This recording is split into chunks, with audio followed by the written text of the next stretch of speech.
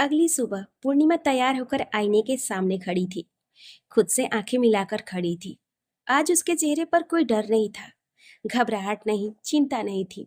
था तो बस वही आत्मविश्वास जो हमेशा की तरह उसकी पहचान रहा है। नीले रंग के पटियाला सूट में कमाल की लग रही थी वे आज। उसने अपनी हाथ में घड़ी बांधा, फिर अपना दुपट्टा लिया और एक आखिरी बार खुद को आईने में देखकर खुश हुई, जैसे कोई वादा किया। अब वह तैयार थी निकलने के लिए, अपने कर्मभूमि की ओर। अभ्यंक ऑफिस जाने के लिए तैयार था और दरवाजे से टेक लगाए अपने दोनों हाथों को बांधे एक टक से पूर्णिमा को देख रहा था। ऐसा नहीं था कि पूर्णिमा को पता नहीं था कि अभ्यंक उसे देख रहा है, पर आज तो बात ही कुछ अलग थी। पूर्णिमा मुस्कुराकर उसके सामने जाकर खड़ी हुई तो अभ्यंक मुस्कुराते हुए उसे यूं ही देखता रहा। पूर्णिमा ने उससे पूछा, क्या हुआ, ऐसे क्यों देख रहे हैं? अभ्यंक ने गहरी सांस ली और बोला, अपनी पत्नी को देख रहा हूँ, जो काफी समय बाद दिखी है ना। न जाने कहाँ गुम थी इतने दिनों से। हाँ, गुम तो थी वे, पर उसके पति ने उसे ढूंढकर अपने पास बुला ही लिया। पूर्णिमा ने भी मुस्कुराते हुए कहा, लगता है कल रात की बातों का असर पूरी तरह हुआ है। अभ्यंक ने सीधे होते हुए कहा, हाँ, सिर्फ बातों का ही नहीं, प्यार का भी। पूर्णिमा ने कहा और उसके सीने से लग गई। ये जो आजकल आप बार बार मेरे इतने करीब आ जाती हैं और मेरी धड़कनों का शोर बढ़ जाता है, इन सब का हिसाब करूंगा मैं, याद रखिएगा। अभ्यंक ने भी उसके आसपास अपनी बाहों का घेरा बनाते हुए कहा, बिल्कुल, रखिएगा हिसाब, सूद सहित भर देंगे। पूर्णिमा ने मदहोशी भरी आवाज में कहा और हल्के से अभ्यंक के होठों को चूमकर उससे दूर हो गई और अभ्यंक की शक्ल देखकर हंसने लगी, क्योंकि अभ्यंक उसके हल्के से किस को और आगे बढ़ाना चाहता था। ये गलत बात है मैडम, आपकी इस बोल्डनेस का खामियाजा आपको ही भुगतना पड़ेगा। अभ्यंक ने उसे प्यार से धमकाते हुए कहा, हाँ तो रिपोर्ट लिखा दो थाने में, हम भर देंगे जुर्माना।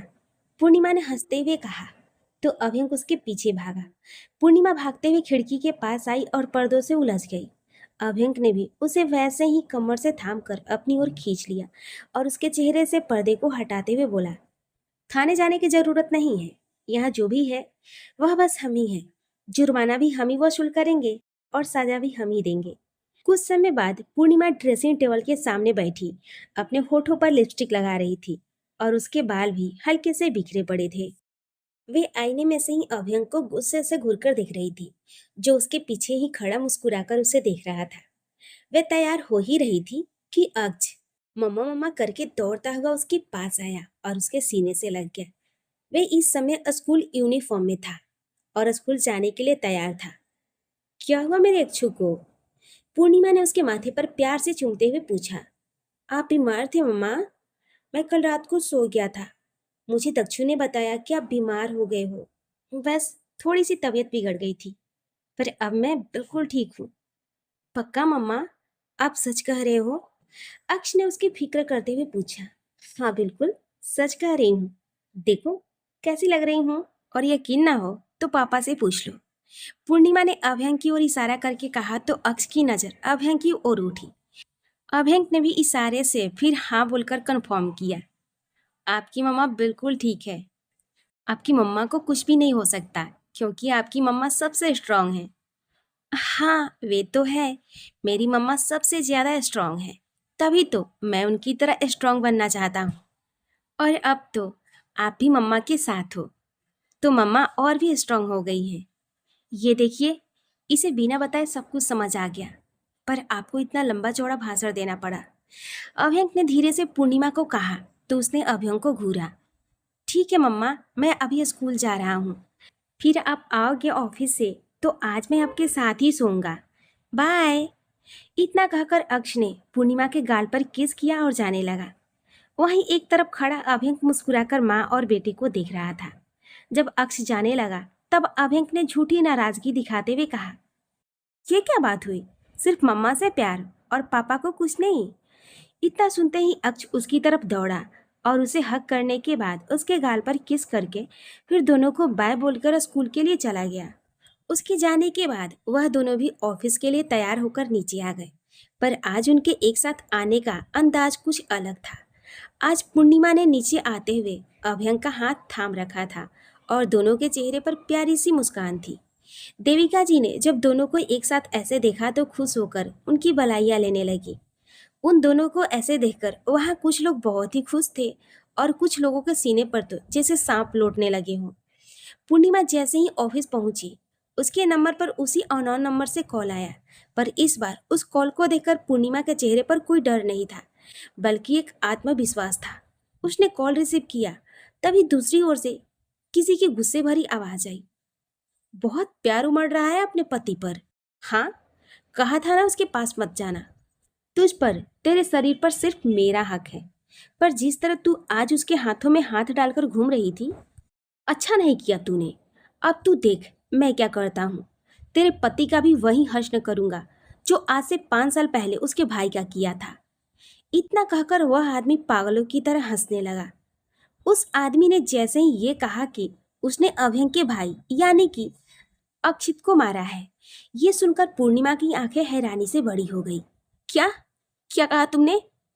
फिर से कहना। पूर्णिमा ने जैसे तैसे करके उससे पूछा। वही जो तूने अभी सुना, वही कहा मैंने।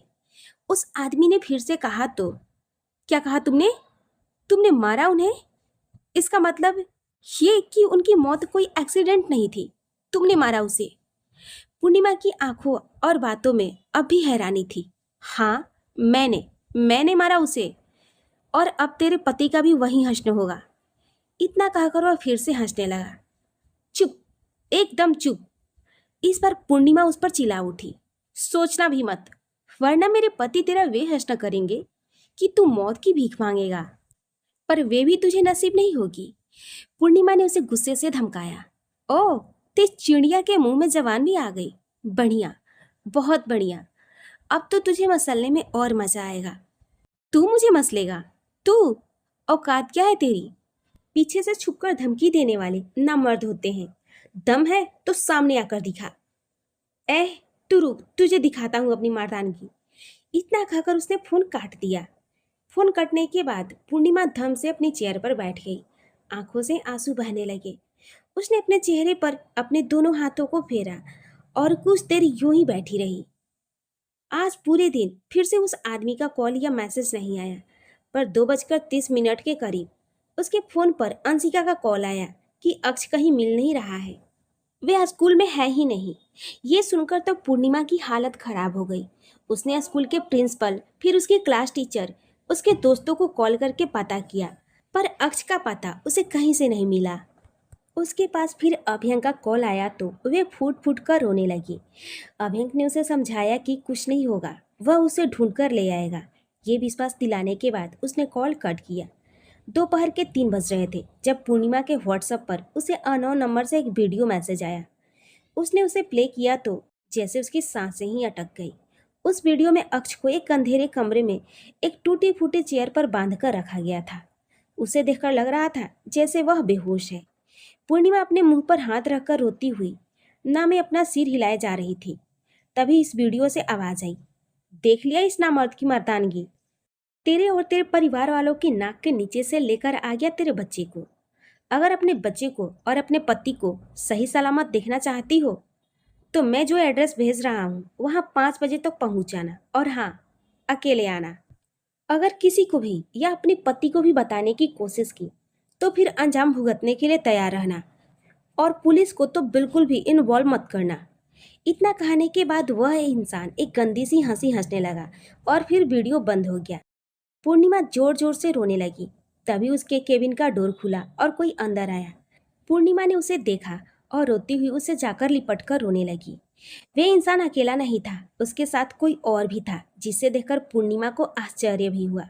शाम 5 बजे उस इंसान के कहे अनुसार पूर्णिमा उस जगह पहुंच चुकी थी।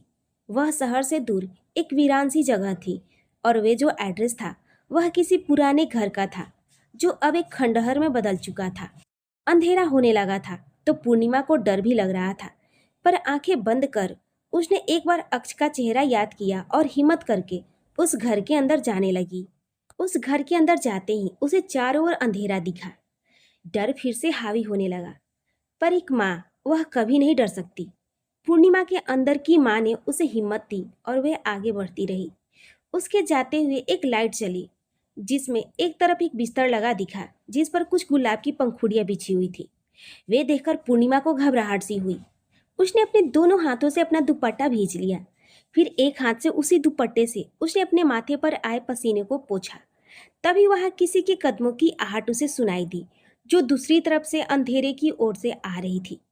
पूर्णिमा ने डरते हुए पूछा, कौन है वहां? उसके पूछने के बाद भी वे आवाज उसकी ओर बढ़ती जा रही थी। मैंने पूछा, कौन हो तुम? पूर्णिमा ने फिर से पूछा। तुम्हारा दीवाना, तुम्हारा पति का दुश्मन। इतना कहकर वह अब पूरी तरह रोशनी में आ चुका था। अब पूर्णिमा उसे अच्छी तरह से देख पा रही थी।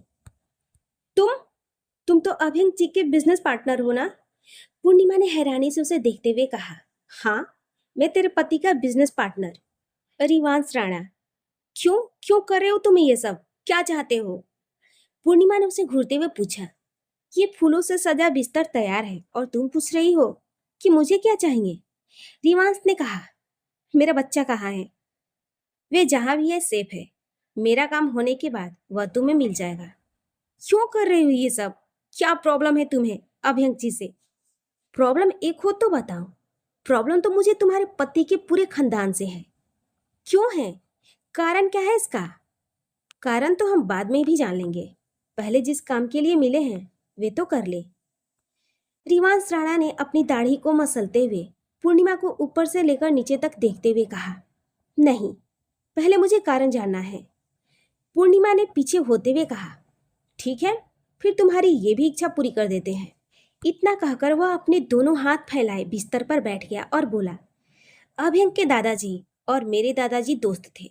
उन्होंने तय किया था कि वे दोनों अपनी दोस्ती को रिश्तेदारी में बदलेंगे और उनके बड़े बेटे यानी कि अभ्यंक के पिताजी से अपनी बेटी यानी कि मेरी बुआ से उनकी शादी करवाएंगे।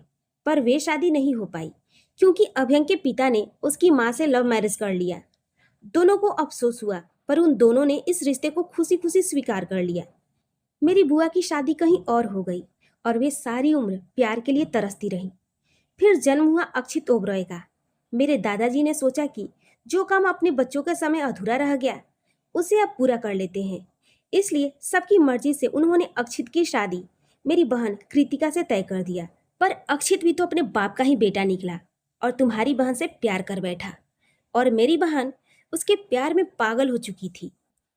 उसने जब खुद को नुकसान पहुंचाने की धमकी दी तो उसे कुछ दिनों के लिए विदेश भेज दिया गया ताकि तुम्हारी बहन से उसका रिश्ता टूट जाए। लेकिन जब वह इंडिया वापस आया तो उसने मेरी बहन को बताया कि वह पिता बन गया है, इसलिए अब वह उसे शादी नहीं कर सकता। उसकी बात सुनकर मेरी बहन ने जान देने की कोशिश की। वह तो मैं समय पर पहुंच गया और उसे बचा लिया, पर मैंने ठान लिया कि अक्षित ओबराय अगर मेरी बहन का नहीं हुआ तो किसी का नहीं होगा। तब मैंने उसका एक्सीडेंट करवाकर उसे ऊपर की रास्ता दिखा दिया। बाद में पता चला कि उसी रात एक और एक्सीडेंट हुआ। वे भी इस दुनिया से जा चुकी है।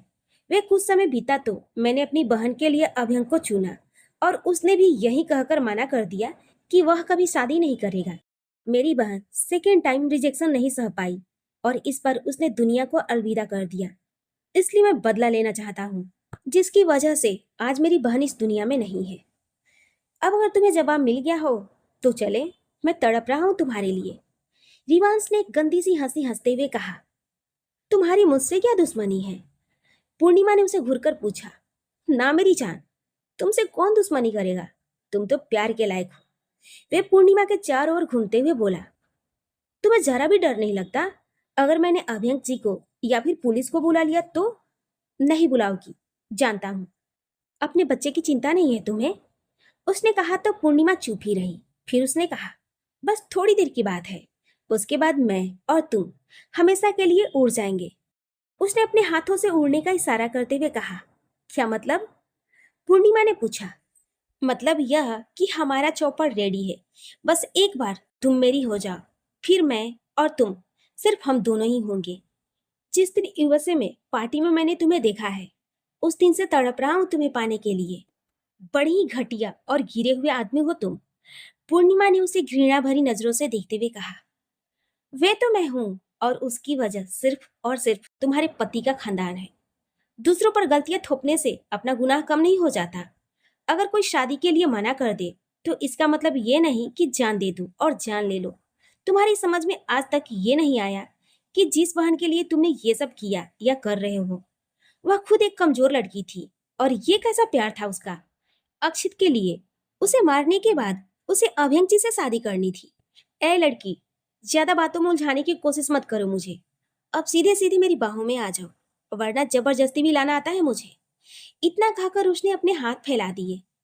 पूर्णिमा ने उसे घृणा से देखा और उसकी तरफ थूकती हुई बोली, तुम्हें मैं चाहिए, लेकिन तुम्हारी औकात ये है। पूर्णिमा के ऐसा करने से वह तिल मिला उठा और जल्दी से जाकर उसके बालों को कसकर पकड़ लिया और गंदी गंदी गालियां देने लगा। इस तरह जोर से बाल खींचने के कारण उसके मुंह से आह निकल गई। वह पूर्णिमा की ओर झुकने लगा कि तभी तेजी से उड़ता हुआ एक डंडा आकर उसके सिर पर लगा और एक आह की आवाज के साथ पूर्णिमा के बाल उसके हाथों से छूट गए। उसने पलटकर देखा तो सामने अभ्यंग खड़ा था। उसने उसे देखा और पूर्णिमा की ओर देखकर चिल्लाता हुआ बोला, ये तुमने ठीक नहीं किया, इसका खामियाजा तुम्हें भुगतना पड़ेगा। भुगतो अब तुम। पीछे से पुलिस की आवाज आई। तुमने पुलिस को भी बुला लिया? उसने फिर से पूर्णिमा की ओर देखा और लपक कर उसे पकड़ लिया और फिर उतनी ही तेजी के साथ अपने जेब से गन निकालकर उसके सिर पर तान दिया। तुम लोग ये कैसे भूल गए कि मैं कोई कच्चा खिलाड़ी नहीं? तुम्हारा बच्चा भी अब तक मेरी कैद में है। उसने हंसते हुए कहा, आधार। अभ्यंक ने आवाज लगाया तो आधार अक्ष को अपनी गोद में लिए हुए उस तरफ आया। अक्ष को उनके पास देखते ही उसकी आंखें हैरानी से बड़ी हो गई। तब अभ्यंक ने कहा, क्या हुआ? चौंक गए कि हमें कैसे पता चला कि हमारा बेटा कहाँ है? वे देख। अभ्यंक ने दूसरी ओर इशारा किया, जहां एक आदमी को पुलिस हथकड़ी लगाए लेकर खड़ी थी। ये तो रिवांश की हैरानी और बढ़ गई। हाँ, ये इसी कुक के जरिए तुम हमारे घर की पल पल की खबर लेते रहे और देखो आज इसी ने तुम्हारा भंडा फोड़ दिया। देखो, तुम लोग मुझे जाने दो यहाँ से, नहीं तो मैं इसे मार दूंगा। उसने हड़बड़ाहट में पूर्णिमा के सिर पर गन तानते हुए कहा, छोड़ दो उन्हें, तुम्हारा खेल अब खत्म हो चुका है। अभ्यंक ने आगे बढ़ते हुए कहा, नहीं, देखो आगे मत बढ़ना, वरना सच में मैं इसे मार दूंगा। उसके कहने के बाद भी अभ्यंक आगे बढ़ता रहा। मैं कह रहा हूं आगे मत आओ, वरना सच में गोली चल जाएगा। वह पूर्णिमा को लिए हुए पीछे की ओर खिसका। अभ्यंक, देखो आगे आने की कोशिश मत करो, वरना गोली चल जाएगी।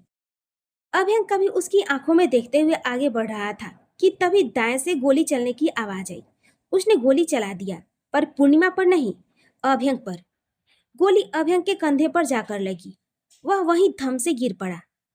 पूर्णिमा ने रिवांश को धक्का दिया और जोर से चिल्लाई, अभ्यंक जी! और वह उस ओर दौड़ पड़ी।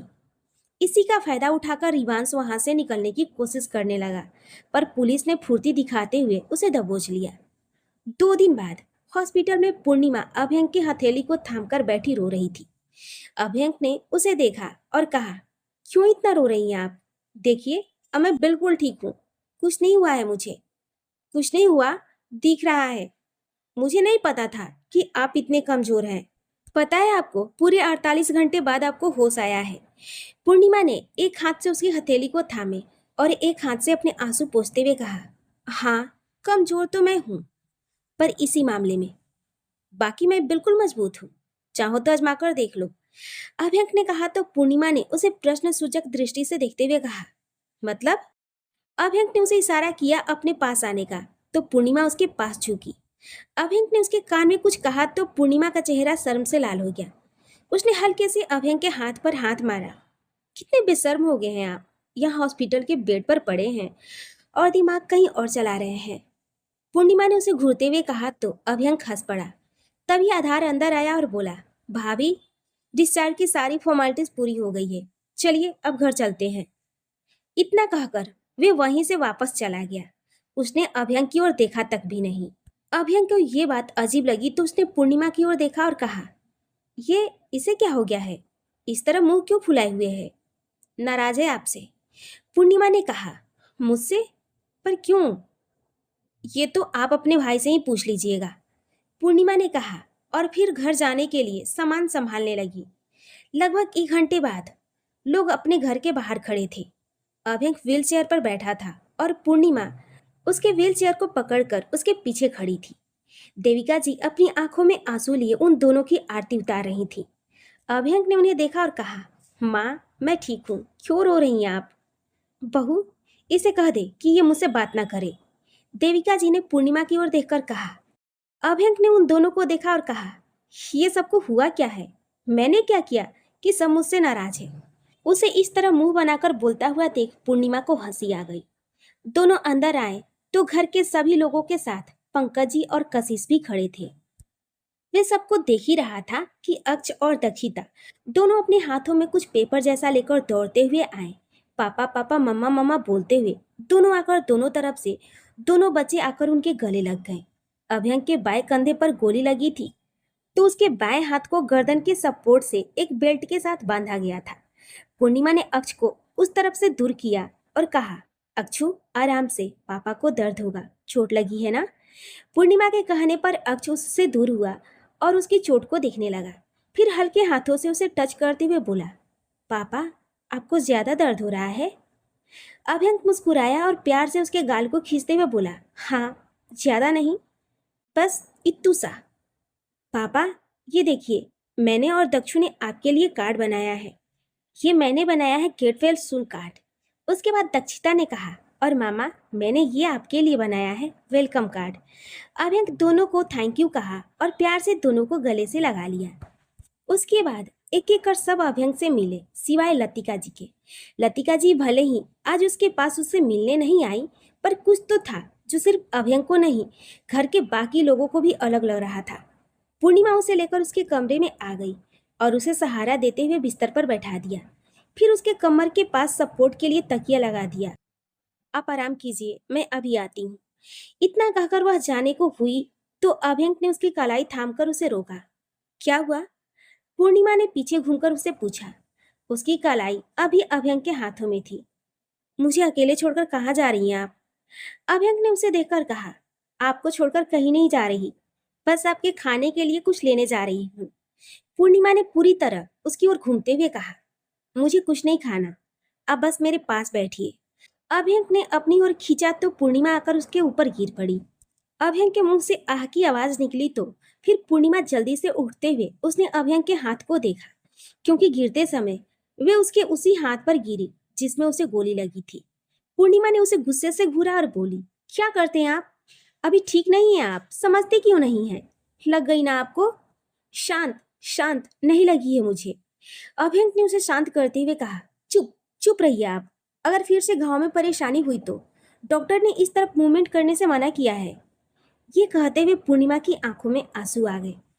अभ्यंक ने एक हाथ से खींचकर उसे अपने सीने से लगा लिया और धीरे से उसके माथे को चूमते हुए बोला, मैं ठीक हूँ, कुछ नहीं हुआ है मुझे। जब आप मेरे साथ हैं तो मुझे कुछ हो सकता है क्या? अभ्यंक के इतना कहते ही वे उसे कसकर उसके सीने से लग गई। उसका रोना अब भी जारी था। आपको अगर मेरे सीने से लगकर यूं ही रोना है तो फिर मैं उठकर यहाँ से चला जाता हूँ, अभ्यंक ने कहा तो पूर्णिमा ने अपना सिर उठाकर अपनी भींगी आंखों से उसे देखा। हाँ और नहीं तो क्या, एक तो मेरे इतने करीब हैं, ऊपर से रो रही हैं। रोने की बजाय प्यार करती तो दर्द में कुछ राहत होती। अभ्यंक ने मुंह बनाकर बोला, लेकिन पूर्णिमा को उसकी शरारत समझ आ गई और वे वहां से उठने लगी। पर अभ्यंक ने अपने जिस एक हाथ से उसे थाम रखा था उसका घेरा उस पर कसते हुए बोला, मुझसे चालाकी नहीं, दूर जाने के लिए तो बिल्कुल भी नहीं। आपको चोट लगी है, आराम कीजिए आप। पूर्णिमा ने हल्की सी शर्मीली मुस्कान के साथ कहा, चोट मेरे कंधे पर लगी है, मेरे होठों पर नहीं। अभ्यंक ने कहा तो पूर्णिमा ने उसे घूरा। अभ्यंक के चेहरे से शरारत साफ झलक रही थी। मुझे जाने दीजिए अभ्यंक जी, आपको दवाइयाँ भी देनी है और उसके पहले हल्का फुल्का कुछ खाना भी है। पूर्णिमा ने उसकी पकड़ से छूटने की कोशिश करते हुए कहा, पर उसकी कोशिश में भी वे दम नहीं था। शायद वे भी यही चाहती थी। अभ्यंक का उसे छेड़ना उसे भी भा रहा था। इंसान चाहे कितनी भी तकलीफ में हो, पर उसे समझने वाला और उससे प्रेम करने वाला उसका साथी अगर साथ हो तो वह हर दुख को भूल जाता है, उसका हर दर्द कम हो जाता है, अपने साथी के साथ कुछ प्यार भरे लम्हे जीकर।